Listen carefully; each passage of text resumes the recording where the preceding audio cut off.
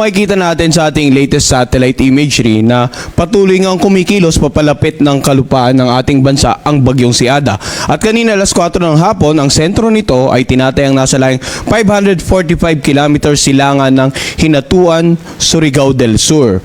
Taglay ng bagyong si Ada ang lakas ng hangin na umabot ng hanggang 45 km per hour malapit sa gitna nito at ang pagbugso aabot naman hanggang 55 km per hour.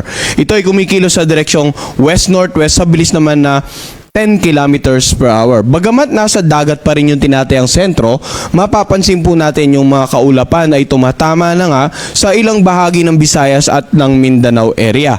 Samantala ang amihan or northeast monsoon nakakapekto pa rin sa nakararaming bahagi ng Hilaga at Gitnang Luzon. Ngayon tingnan natin ano nga ba inaasahang pagkilos ng bagyong si Ada sa loob ng 3 hanggang 5 araw. So kanina alas 2 ng hapon ito yung tinatayang lokasyon ng bagyong si Ada at bukas ng hapon inaasahan po natin nasa layong 430 kilometers silangan ng Surigao City, Surigao del Norte.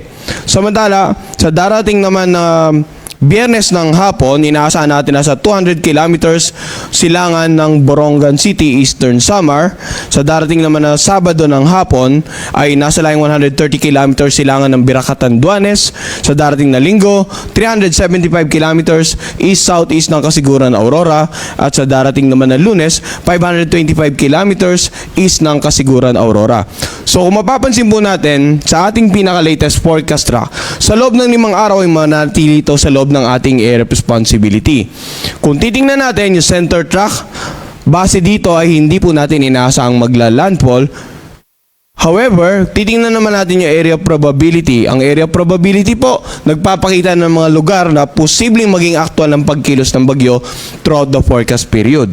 So, hindi natin nirurule out yung possibility na posible palang mag-landfall dito sa may bandang Eastern Visayas or dito sa may bandang Bicol region, no? So dapat maging handa po yung mga kababayan natin dito nga sa Eastern Visayas at maging sa Bicol region sa senaryo ng posibleng paglandfall.